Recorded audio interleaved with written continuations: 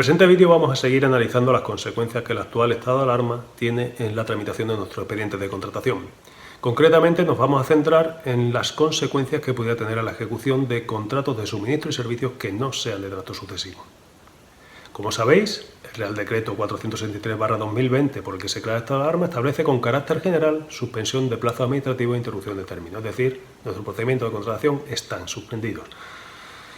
Por su parte, es el Real Decreto Ley 8/2020 por el que se adopta una serie de medidas extraordinarias en materia social y económica para hacer frente al COVID, donde se regula las consecuencias en la ejecución de los contratos. Y para ello se diferencia entre contratos de obra, contratos de suministro y servicio de tracto sucesivo, contratos de suministro y servicio de tracto no sucesivo y concesiones.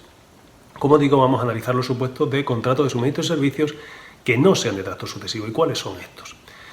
Son aquellos en los que la prestación del servicio o la realización del suministro no está sujeto a una periodicidad, no se realizan de forma continuada en el tiempo.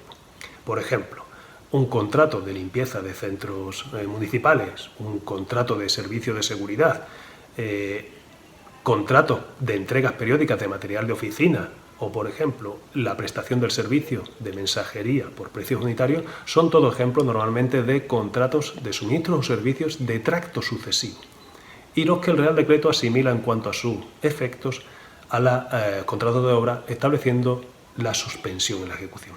En cambio, para el resto de contratos de suministro y servicios que no son de tracto sucesivo, es decir, por ejemplo, aquellos en los que debe entregarse un determinado suministro en un determinado momento, un plazo, por ejemplo, de 5 meses para entregar un vehículo, o bien una prestación de un servicio concreto en los que se tiene un plazo de ejecución, por ejemplo, de 3 meses, en todos estos casos no debemos conceder una suspensión en la ejecución, sino una ampliación en el plazo de ejecución que ya está previsto en la propia ley de contratos, aunque con una serie de connotaciones que establece este Real Decreto Ley.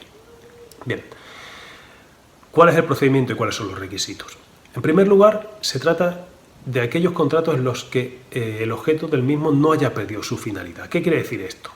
Que sea posible ejecutarlo una vez se levante el estado de alarma. Es decir, si yo he contratado, por ejemplo, la organización de un determinado festival en el mes de junio, no se va a poder ejecutar. No tiene sentido conceder una ampliación en el plazo de ejecución. Lo que debo hacer es resolver mis contratos con los mecanismos y medios establecidos en la propia ley de contratos.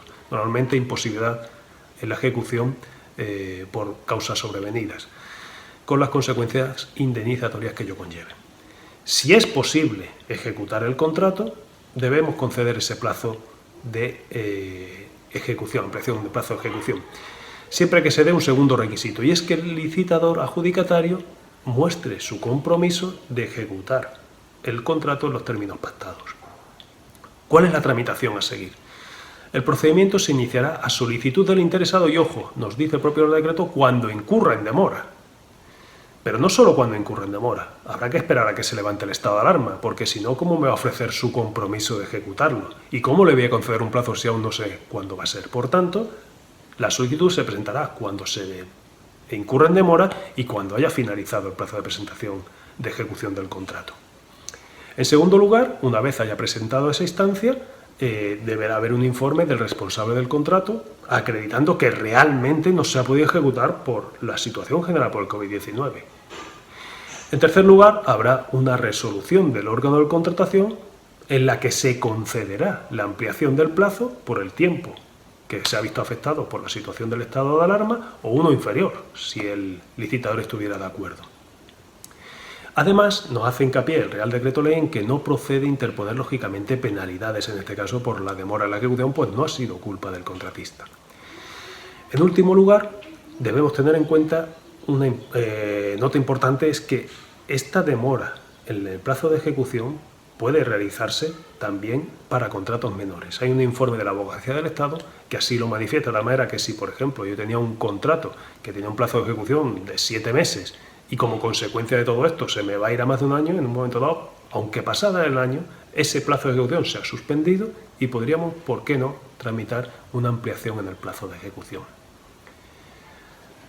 Sabéis que estamos aquí en Diputación para todo lo que necesitéis, podéis contactar con nosotros para esta, para todas las materias. Muchas gracias, saludos.